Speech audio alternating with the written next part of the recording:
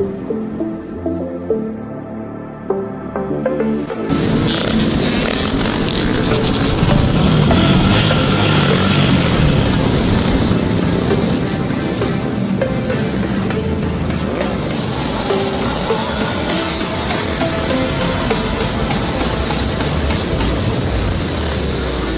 about the Titans here. The Titans.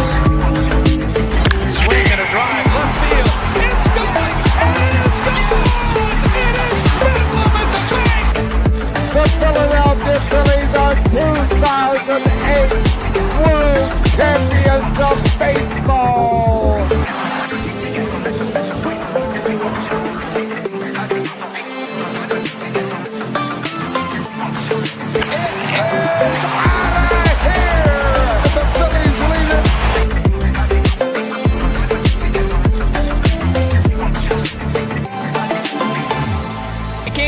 Podcast right here. You already know. Go fucking subscribe.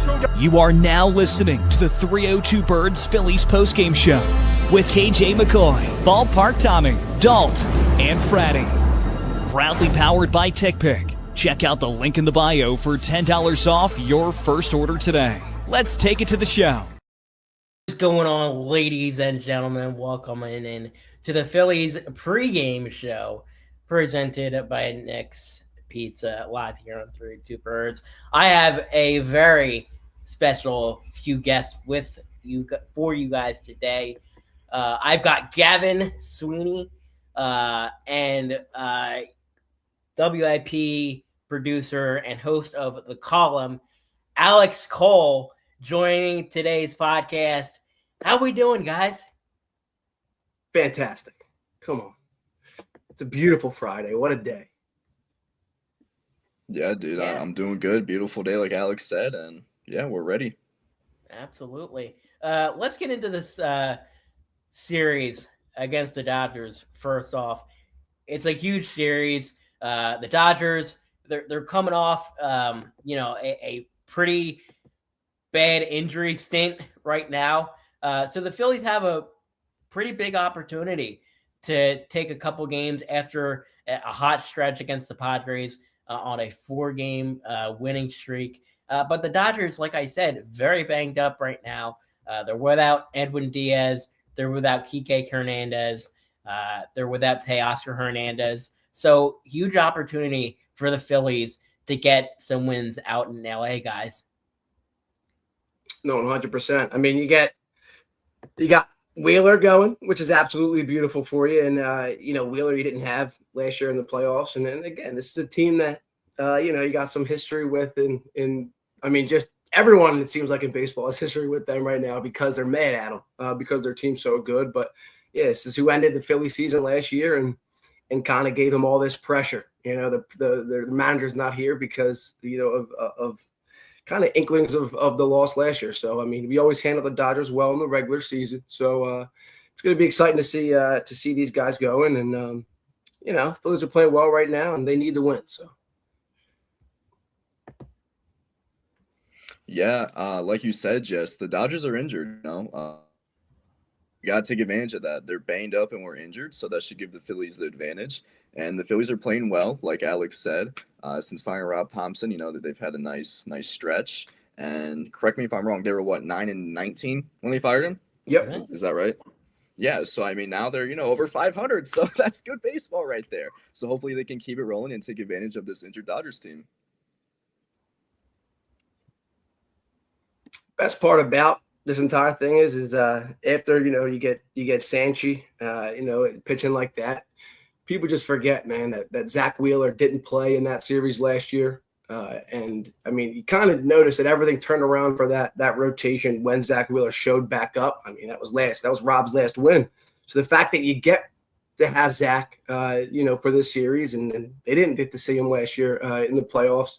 It's kind of nice because now that we know that Zach means so much, the rotation and him coming back kind of uplifted all these, kind of started and ignited a lot of these wins. It shows you how much Zach probably meant to the team last year when we lost to them in that series, and the fact you didn't have him or Bader at the time. You guys weren't full strength, so now that they're not full strength, you got to get these, knock off these wins, just like they did to you last year, and Hopefully you can see him again. But it's just awesome that we got Wheeler and they got Robesky going. He's not bad. Honestly, he's like 6-2. I think he's got a decent ERA, but it's not obviously not the ace of the Dodgers rotation. So it should be should win some of these games. Yeah, and the Phillies, they haven't really seen him a ton, but this comes from Phillies Tailgate at Phillies Tailgate on Twitter. March is 1 for 1 with a homer. Harper's 1 for 1. Marchand's 1 for 1. Schwartz is 1 for 1. Stott's 0 for 1. Otherwise, that's it. Marchand has a hit off this guy. 1 for 1. Yeah. 1 for 1. He's got 1,000 batting average, Alex. Wow, Marchand. He's Barry Bonds. He is. Our guy. Oh, man. Yeah, so, there's, a limited, what do you call it? Limited sample size for these guys.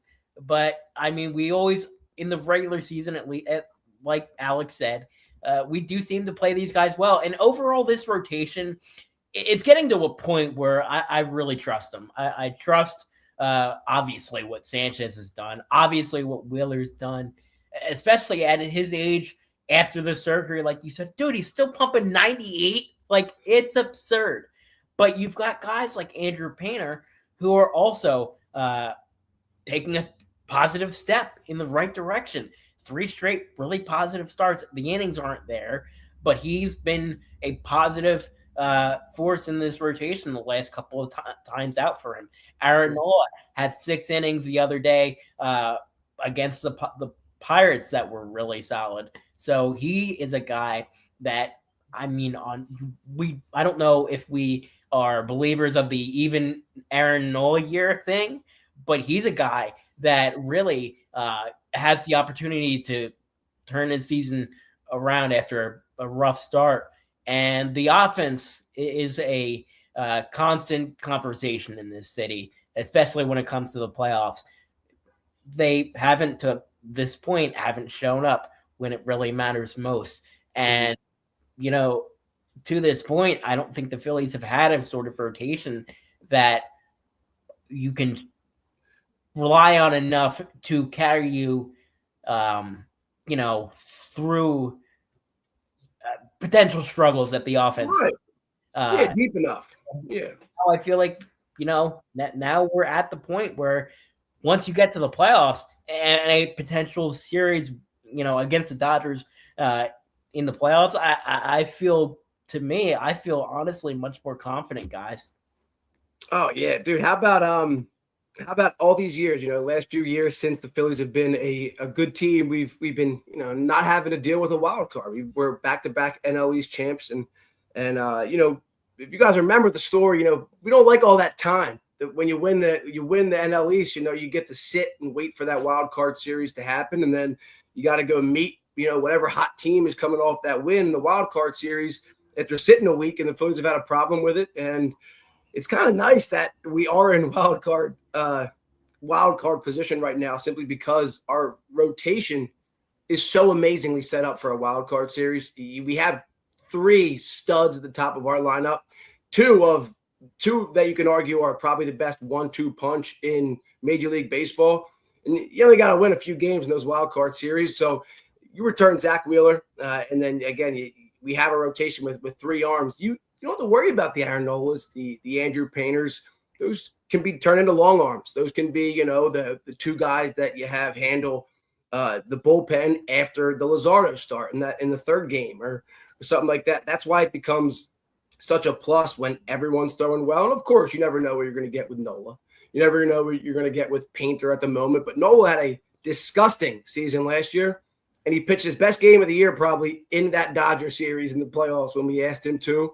Came in, he did his job. So we have the right arms. It's about where they're at, like in their progression throughout the year.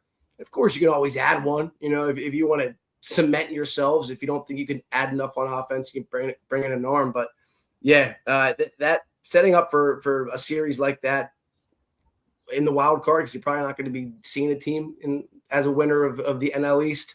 I mean, they're so extremely set up for that series. wild card is, I mean, the next series is where you're gonna have to start coming up with some tricky ideas to make sure. But Aaron Nola, 2 back-to-back outings, no walks.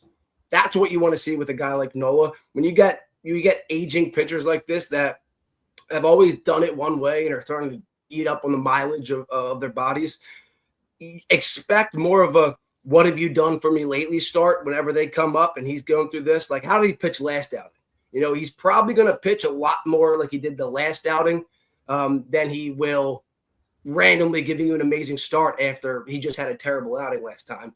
That's what the old pitchers, it takes them just a little bit slower to kind of go through what they need to fix, because they've been doing whatever they do to keep them in the league for 10 plus years. So it takes them a little bit longer to make those adjustments. So when Noah's pitching well, you get excited because his entire thing was his fastball is getting rocked. He's not throwing it in the strike zone. Then he's just, what are you even doing on the mound? But the fact that he had 2 games in a row where it seems like he had 0 walks and then was able to keep, a certain amount of runs down, that Aaron Noah's fine. You only get to see him once every 5 days. That's not that huge of an issue. But you can't be losing games in the first 3 innings like some of his bad starts. Yeah. Gav, what do you got? Yeah, man, like you said, Jess, and like Alex said, the Phillies rotation's been really freaking good. Like, it's been pretty solid since May 16th. They rank first in almost every pitching stat with their starting rotation. So the Phillies rotation right now looks promising. It really does. Like Alex said, you have the 1-2 punch. You have Sanchez, who, so far it looks like the Cy Young. I know Miz from the Brewers is good, but so far I would say Sanchez has the edge. Then you have Wheeler, who's pumping 98, like you said, Jess. And then Luzardo, who's, been a little iffy this season, but that's how he kind of was last season. He went through that little stretch where he struggled a little bit, and then he got right back to where he throws his nasty stuff. So hopefully, he can get that back, and Nola eating up innings and Painter, improving in small ways, especially mentally, because, for a young pitcher, it takes a lot on the mental aspect to be able to bounce back from a really tough inning. So it's really good that, he can, I guess, go by that and kind of improve on that. And one pitcher that isn't being talked enough, and he's in the Phillies bullpen, is Orion Kerkering. I think the way that Orion Kerkering has bounced back mentally from, last season's incident where the Dodgers won, I think him bouncing back is really big. He has good numbers right now. His velocity is good. So hopefully he can continue and improve the Phillies bullpen to where you have, Kerkering and then Duran to close it out. But yeah, so far the Phillies rotation's been really good, and hopefully their offense can stay consistent and put up some runs for our guys. Definitely. Gab, you hit it right on the head. Good transition to Christopher Sanchez. My God, he has been such a stud for the Philadelphia Phillies the last few years. He's a guy that barely made the team in the playoffs in a bullpen role a few years ago. And look at him now. He's absolutely disgusting. Probably the best lefty in the game. Yeah, I know you've got Skubal, but I mean, in my book, 100% worthy of the All-Star game, 100% worthy of starting the All-Star game. In fact, if Sanchez doesn't start the All-Star game, guys, to me, that is a crime against humanity. Honest to God, it is. The fact that it is in Philly this year for the 250th year anniversary of the country, and you're not putting a Phillies potential legend in the mix here. Because seriously, I was talking about this last night. I have my own personal sort of show, and I was honestly debating whether Christopher Sanchez, by the time his career is all said and done, we're not talking about him amongst the top lefty Phillies pitchers of all time. We're talking the Steve Carltons, the Cliff Lees, the Cole Hamels. Obviously, he doesn't have the World Series rings yet. He doesn't have the Cy Youngs yet. But he's so young at this point that I feel like it would be a disservice by the end of his career that he's not in the conversation, at least, guys.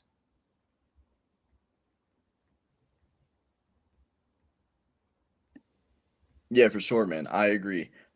Sanchez has, like you said, he's been phenomenal. He's been a stud, and hopefully he can continue his resume to where he does win a Cy Young because he deserves it. And last year he was runner up from Paul Skeens, of course. So hopefully he can take that title away and claim the Cy Young for himself. But his story is incredible. I mean, the Phillies, what a trade! Curtis Mead for Christopher Sanchez. Nice trade, nice trade for us. I mean, we got a stud, and he worked his way up, from the bullpen and to the starting rotation to where getting himself up in the rotation to where he's able to grab that Cy Young hopefully this season and just continue to be a stud all around with his changeup. And you've noticed his velocity with his fastball increase over the past seasons. So he's a beast, man. He really is. He absolutely is. I mean, the fact that he's 44 2/3, no runs allowed. Shohei Ohtani I mean, people are bringing his name up right now for some things that are alike at the time. I think he's pitched 60 something innings all year. I understand he's batting. I understand that.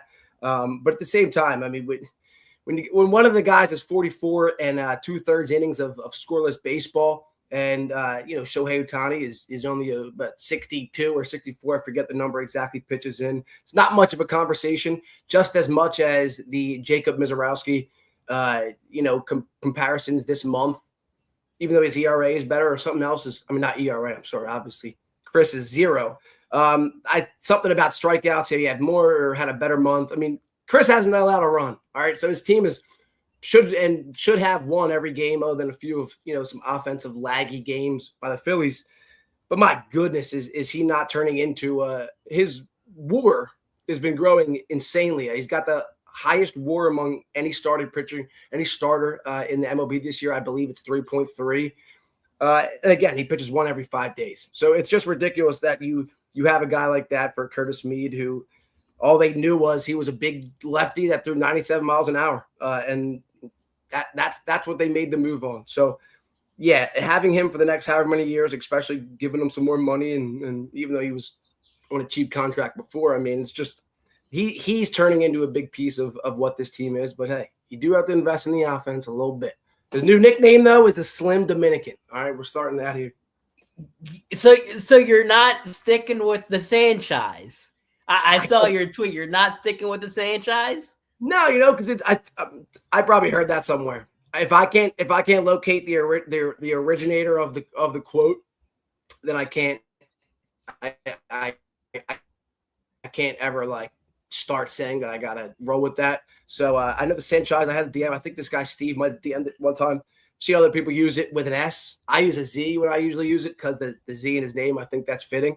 So if you see a Z out there with the Sanchez, it's me. But I love the Slim Dominican because the Slim Reaper is obviously Devontae Smith, and Sanchez was the face of the pitching for Team Dominican Republic, and he's literally a pencil out there on the mound, and I love him turning up and slapping his glove and getting hyped after every strikeout. So yeah, the Slim Dominican, that's what I'm rolling with. I love it. Well, again, I mean, with the segues, we're absolutely on fire today. You were talking about the bats. A big bat that has been rumored for the Phillies right now, Mike Trout. I've heard on the airwaves of your station 94 WIP. To me, I don't know. I'm not there personally. He's getting older in age. He's got the injury history. Yeah, he's a Philly guy. Yeah, he's a Birds fan. But to me, there's a name that I have had my eye on after Jim Salisbury, I believe, on the Philly show that has Todd Zalecki, Ruben Amaro on it. Christian Walker from the Houston Astros, a guy that I've really had my eye on personally. He's having a career year. Yes, that would mean Harper to the outfield, but Harper said himself that he would gladly move to the outfield for a right-handed power bat, and that is something that the Phillies have not had for a while, a right-handed power bat. We did with Rhys Hoskins, and what did we do?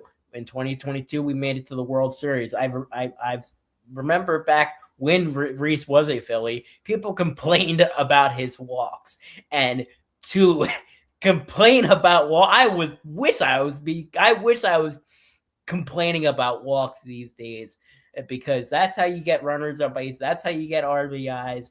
And the Phillies right now, they're very home run or bust. They swing at pitches, that sometimes they shouldn't be swinging at. Reese didn't do that a ton. And we really haven't had a power bat since then. Adolis was a good get. The Castellanos, he had his moments, especially in the playoffs, but we really haven't had that right-handed bat for a few years now. And I don't know, Alex, if Mike Trout is that name. Yeah. Mike Trout is someone that's always going to be linked to Philadelphia because he's played for one team his entire career, and probably he's also came out, said multiple times, why would I come back to Philadelphia when I live in the area? I pretty much can, work at vacation and then vacation at home. It didn't make much sense for him later. But listen, I can tell you the Phillies have called the last 2 years. They're always going to see what's up. The big thing right now that isn't really getting talked about is Dave is, and this is fully on from what I've been told and what I've been hearing, like he will happily trade at the deadline to get assets to save his job. First of all, this is not looked at like a full-on buying team right now. They have a pretty much a sitting duck manager at the time. I mean, right now they have a farm that is completely almost wiped out. One of your best prospects is Gage Wood. If you make any big moves, he's probably going to be the one starting those. After him, you got Dante Nori, you got Francisco Renteria, I think his name is, who's an outfielder. You have no farm at this moment. So at the same time, you're sitting here, you're trying to think in your head, can they even make trades that will change this current team right now? Or maybe you add, but you might have to, sell to add. So maybe you have to move an infielder to clear up something for some farm assets so that you can move some of the assets that you have currently in the farm. Because you have no one other than Aiden Miller who is really a game changer in the next 2 years, other than, again, Gage Wood, Aiden Miller. Gage Wood, you don't necessarily know.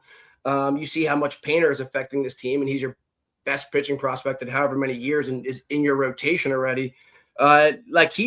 He's completely is fine not selling out at this deadline, running with the team he has right now, using the money they get freed up from Walker and Castellanos, waiting out this lockout and then retooling that way. But Dave is known for wiping out farm systems to help a team get over the hump and win a championship. And that farm system is getting pretty low right now, and he wants to keep his job if they have a bad season this year. Probably bringing Alex Cora next year. So, they're not exactly if deadline was right now, they would not buy. They don't see themselves as buyers. But, again, in a couple weeks, you have a good few weeks. Sure, you have big moments, but do you have enough starting pitching depth to win a World Series right now? It's probably not as strong as it was last year, other than you didn't have Wheeler. But at the same time, your bullpen, do you trust them as much? Is your offense? Last year, you're averaging 4.8 runs per game. This year, you're at 4.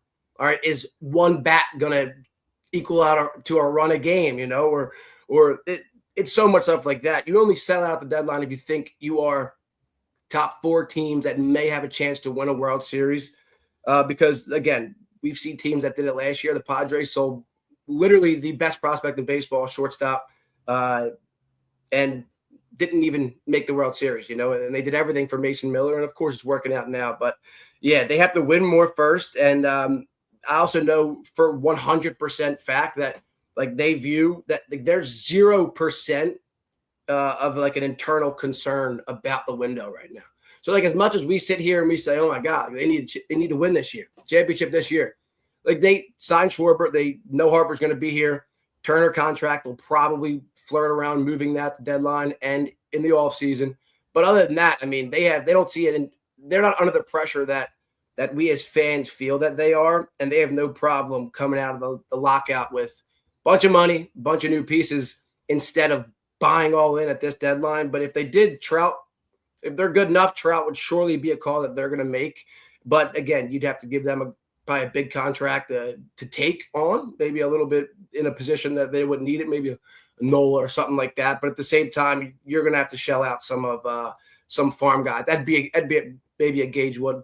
Scooble's starting with Gage Wood no matter what. So thank you, brother. Yeah, Scuba would start with Gage Wood, and that'd be a lot. And that'd be a rental. You're not going to compete for him unless you, I guess, traded Luzardo or someone like that in the offseason. If you really liked it here, that's a guy that would maybe give you better World Series chances right there because you have 4 arms that are unstoppable back to back. So that would maybe a move that could make them happy enough to buy big. But people are talking heavy on buy right now. They're not there. They're only 2 games above. And like the Red Sox last year, like they didn't sell Chapman at the deadline, but again, they didn't make that much of a deal. Now they got to offload Chapman. He had his best year of his career last year as an old guy. They didn't even capitalize off of him, and they don't need him that much anymore. So Phillies don't want to do that. They don't want to sell out and lose everything that they might be able to use in the offseason. But again, guys like Bohm, stuff like that, if you can maybe move him for a few prospects, sure, you can make a trade because now you got a few more prospects in the tank that can help you out. But like don't necessarily think that they're buyers just yet, but they'll call for both. They'll take calls and they'll call. How do you think we'll get into Scooble in a second. He's a name that has been floated around, especially by Buster Olney the other day on ESPN. But how do you think the MLB lockout sort of gets put into consideration here? There's been a ton of reporting by Jeff Passan and Jesse Rogers that the MLB, PA, and the league, commissioners, the owners have been going back and forth on different proposals, and we saw what happened the last time we had a CBA, CBP, sort of disagreement. We had a lockout that lasted a long time, and it absolutely sucked. So going into 2027, you still have Harper, Schwarber, Turner, Sanchez, Wheeler, all these guys that they're still in their prime, or a lot of them are nearing the end of their prime. But also that means you can't make trades, next year. If you sign a guy to, a contract, say for like a rental, for example, he may not pitch or may not hit next year. If you sign up to, let's say, a 2-year deal, I'm speaking a lot. I'm doing a lot of hypothetical jumping here. I get it, but how does that sort of factor, into the Phillies' decision making?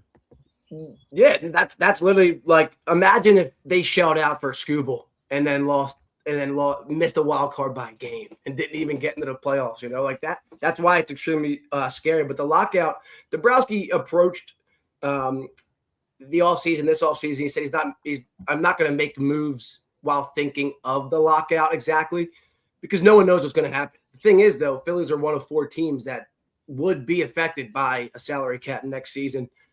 They just would have to get under that somehow. Other teams, sure, will have to redo contracts, but overall, they're already kind of under the cap, what would be proposed.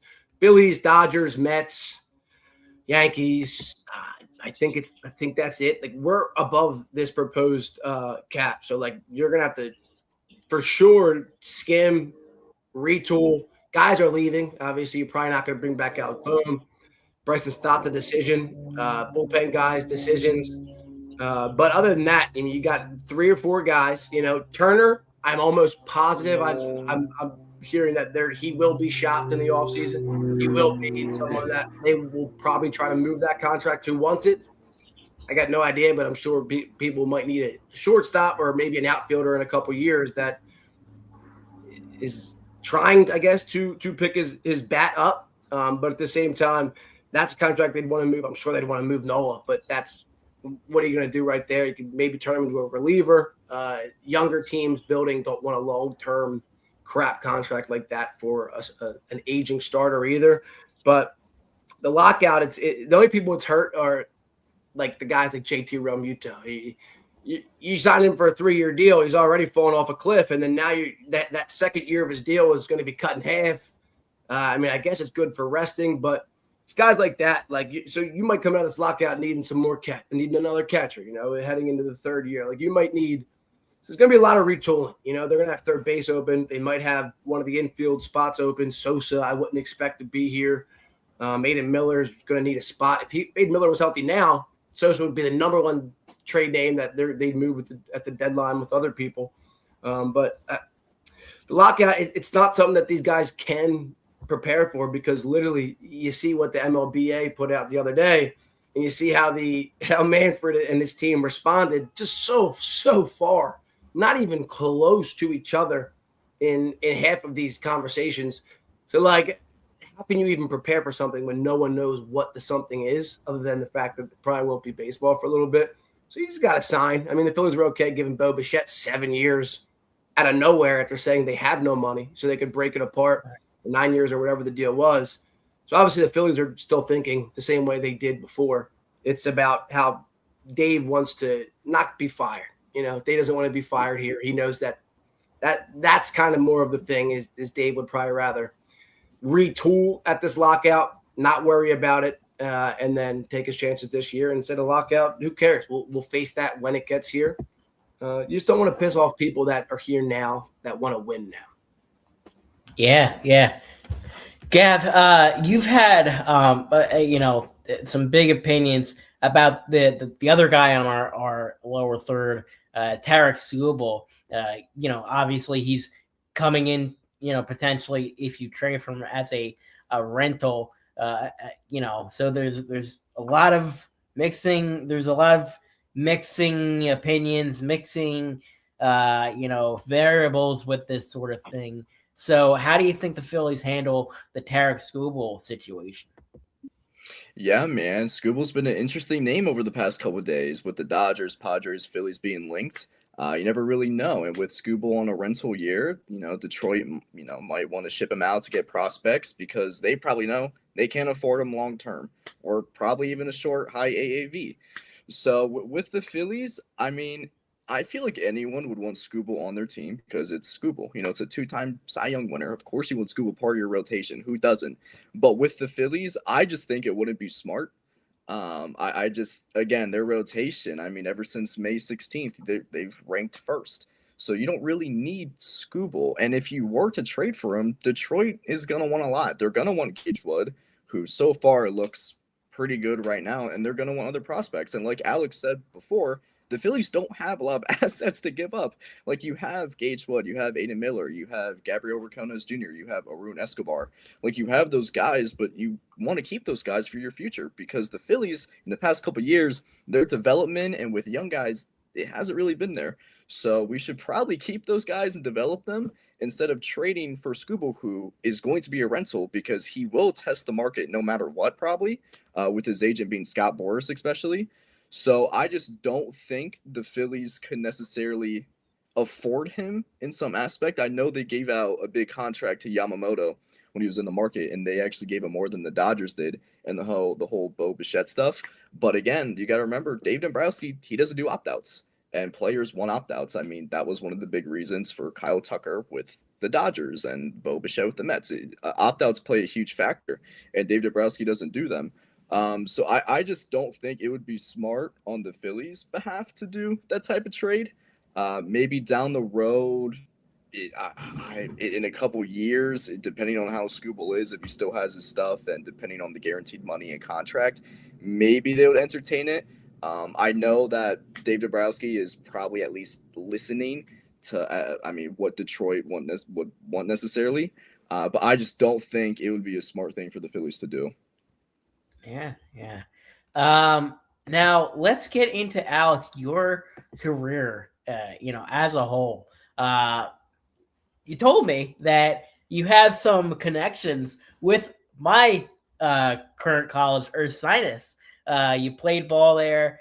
So how did you get from lowly D3 college ball to potentially, I can say this as a current student there, of a baseball team that wasn't necessarily the best in the world, to WIP, which, I mean, one of the best radio stations in the country. Yeah, no, I didn't go to Ursanis. I said I went up there to, I had a buddy, Tommy Millison of mine, who went to Ursanis to play football, and a bunch of other, high school friends. Went up there and visited after East Stroudsburg. I went to East Stroudsburg as a freshman, and then Gotcha. it wasn't in any of this. I was just going to be a business major. I was playing football. So like football player, you don't really ever think of school when you go there football. Everyone thinks that they're going to go to the NFL, which obviously I wasn't. But like Ursanis was awesome. I traveled there, and the first of all, the dorms, the fact you guys have like a hotel dorm system and people just hang out in the courtyard in between it. And there's just like security people. You have your party like in this little hotel. That was unreal. But no, I went to Temple University. Very proud of Temple. When I got to Temple, I also went there to play football after East Stroudsburg. Played football there for a year, and then was cut from the team because we had a head coach carousel at the time, Jeff Collins to Rod Carey to Manny Diaz at the time. That's when I was there. So my brother Vince was a kind of like a journalistic reporter at Temple, and he was doing just news shows and sports stuff. And when I showed up, I didn't know what I wanted to do. I was doing business, so I was like, "Hey, can I help out? Maybe like hold a camera for some of the stuff." But I knew I had buddies on the football team and stuff, so I was like, "Why not do what he does? Be a journalist in some way, and then interview my buddies and have that kind of connection." And then baseball was what was always what I loved, and I went to Monsignor Bonner, obviously. Kevin McGonigal, who in the MLB, was a good buddy of mine, a few years younger. We both played Bonner baseball. Our high school was a baseball school pretty much. But, football just ended up being an easier way to get to school for me. Baseball was the love. And Temple doesn't have a baseball team either. So after that, I just said, let me get all my hands I can at Temple and start doing this journalistic stuff. And got a show called Temple Timeout that I was an anchor for. A web show once a week covering Temple sports. I would sit media row for basketball games. That was, kind of Aaron McKee was the head coach, obviously famously played with Allen Iverson in the Sixers. That was my first guy I got to ever ask a presser type question to about rebounding. And, it was amazing. I said Temple was the best, man. It opens the door for everything. You don't feel like you're stuck inside of necessarily a college town. It feels like the resources of a major city are at your disposal with the college type of work, which I think is unreal to set people apart. And I met a million people in the Philly media industry because of Temple.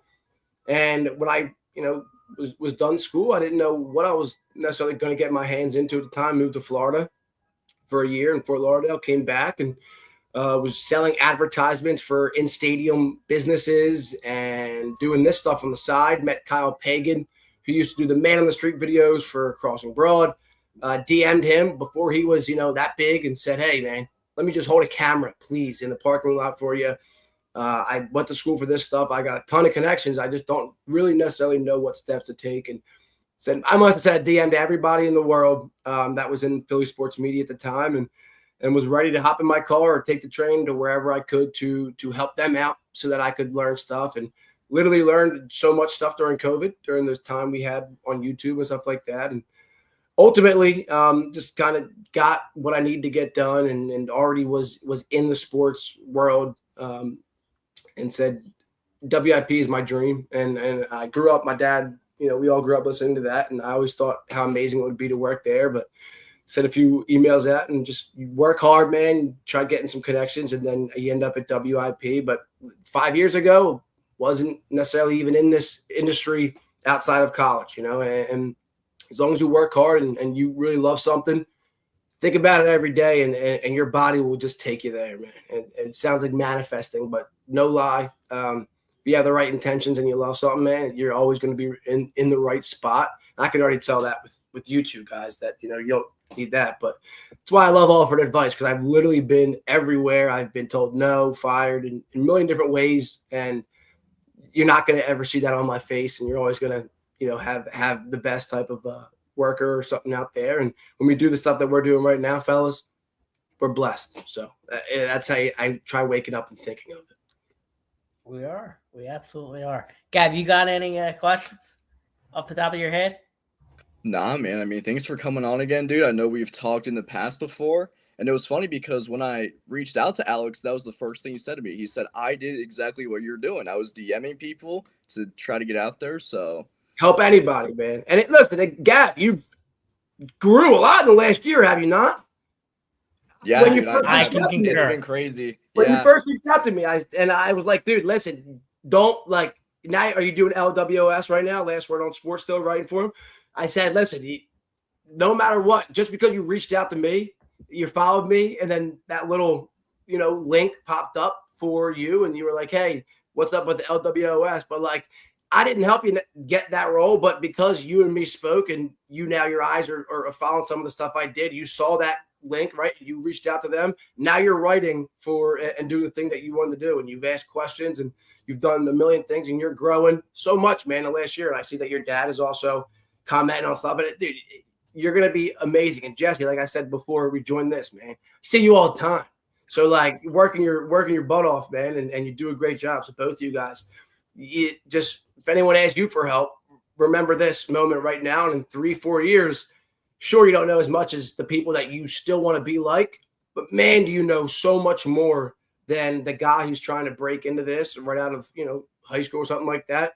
And all they need is just a little bit of direction, because likely they don't have anyone or know anyone that is doing it. And that's why they love it so much. So you need to just, help out anybody, or just point them, do this or do this, email this place 1,000,000 times till they answer. That's what I did. It gives people hope. It gives them direction, and like it gives them something to wake up for. And usually it's going to work out for the people with the right intentions, like both of you guys. Oh man, hey, seriously, Alex, we appreciate it, man, and thank you for the words of advice. Definitely have a couple questions once we end the stream. But go, Alex. Where what? Before we end things, you've had some really good stuff on the column. Another great podcast here on the Philly Sports, at Philly Sports World. You talked about Kevin McGonigal, Philly legend, Delco legend. So talk a little bit about your pod. Where can the people find your stuff? Yeah, so it's the column with 2 L's, because obviously, as you guys can see below my chin here, I got 2 L's in my last name. The column, get it? And then we have guests. We do solo episodes. It's just me. I got my hands in writing and crazy hours over there and this kind of stuff. So I try to get it out as much as possible. But we interview athletes. We opened it up with Kevin McGonigal, who should be the American League Rookie of the Year if Munataki doesn't take that from him. We had Vance Worley on.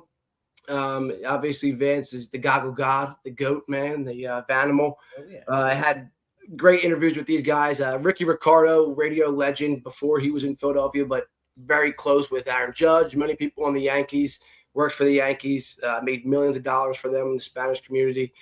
Jamie Moyer, we were supposed to have, he just canceled last week, so we're still waiting. But I like to interview these guys, ask them stuff that, sure, it's about baseball, but like Vance, what was the morning like before your thing? Like, what were you eating? How did you feel? Were you throwing up? And I like diving into old, articles written about these people when they were in high school, and then bringing it back up to them and that kind of stuff, so that we can see these people not in the reserve type of like athlete stuff, but necessarily more like, hey, Vance, when you were pitching with with literally the best rotation in Major League Baseball history, Joe Blanton goes down. You're now the 5th guy for Roy Oswalt, Cliff Lee, Cole Hamels, and Roy Halladay. How did it feel when you guys would take, your pictures, or you go to media availabilities knowing that you're the 5th guy, also 2 years out of like practically high school and college with this type of group, like that kind of stuff? What was Roy Halladay eating every day after in the locker room? Those type of questions, so that people can have fun listening to something that's not exactly that. And I do music, do all that fun stuff. I like to spread myself around so that everybody can enjoy it. It's not just sports, You can find that on YouTube, Spotify, my Twitter. You can follow us at the Column Pod on X, and then on social media, on Instagram, we do content as well. And then that's at the Column Pod as well. So sweet. Yeah. Everybody go follow Philly's Twitter guru, Alex Coll. Follow his stuff on 94 WOP. Go follow the Calm. Great episodes. That Kevin McGonigal episode, oh my God, it was awesome. It was so sick. He's trying to come back on, man. If I can get him, because if he makes All-Star game, I'll be back home in Philly, at Philly, like as a rookie. So hopefully, like I'll probably head down there, and I got his card. I got a few cards over here that I gotta get him to sign, so I can hand him out to some people in the family. But yeah, like if we can get I'm trying to get him in there for a. Last question I was asking him was, dude, like, are you going to be scared if you make the MLB this year? Like, how do you feel? He's literally one of the best shortstops in MLB now, and that was only 3 months ago. Like, that's how crazy. He had no idea he'd even make the Tigers, let alone be 10 times better than Trey Turner at shortstop. So, like, oh man, that's brutal. His going crazy. It's brutal, but it might be the truth. Yeah, they're on a skid right now, and they're not playing well. So I've texted him, like, keep your head up. I know he's young, so he's probably tasked with keeping the energy up in that clubhouse right now. So give him his distance. He's going through his first rut loss-wise in the MLB, and he's everything's new to him. So it's pretty sick. But yeah, it was a pretty fun episode. Yeah, well, want to thank Alex for joining the pod. Great episode, boys. Hopefully the Phils can get couple of wins on a 4-game win streak, and can get that up to 7. Because I think a 3-game set against the Dodgers. So yeah, I believe it's 3. So 10 o'clock start. Gonna be a late one again. But that's why we are here. We'll be here for our Phillies post game. Potentially, hopefully tonight, if not tomorrow morning. But that's all we got. Want to thank Alex for coming on, Gavin for coming on as well. You two are absolutely goated. And yeah, so go comment, go like, go subscribe. So we get go-to guests like this, man, every week. It's a great thing. So thanks y'all for watching. God bless. Go Phillies. The Vikings. Swing and a drive, left field. It's going, and it's gone. It is Bedlam at the bank. The Philadelphia Phillies are 2008 World Champions of Baseball.